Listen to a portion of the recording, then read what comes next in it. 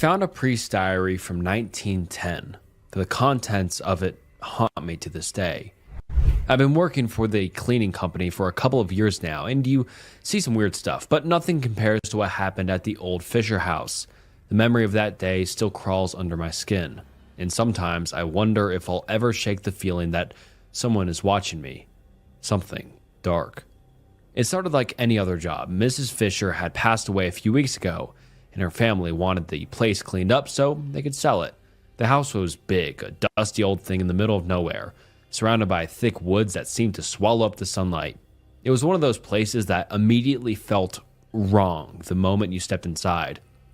The air was stale, thick with the smell of rot and neglect.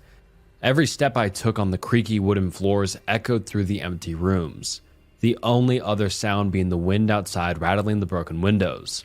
I started in the living room, wiping down furniture and sweeping the floor, trying to ignore the uneasy feeling that had settled in my gut. It was one of the upstairs rooms where I found it, a small, leather-bound diary tucked under a loose floorboard.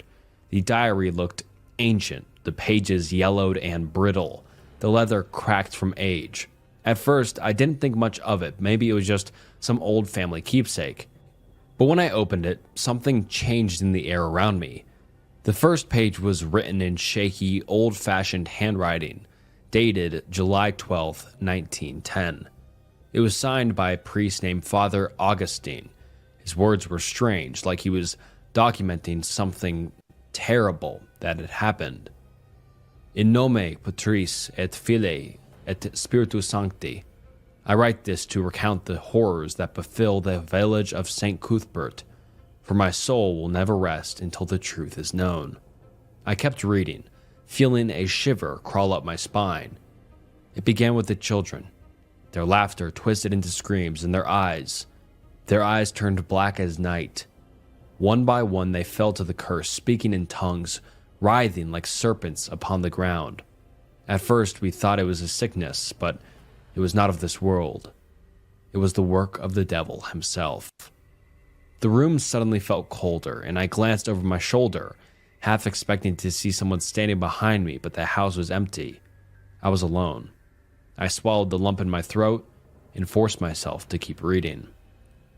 I was called to the village when the first child died. Her body twisted in unnatural ways, her mouth open in a silent scream. The villagers whispered of demons, of something unholy that had come to our land. I did not believe them. I was a man of God.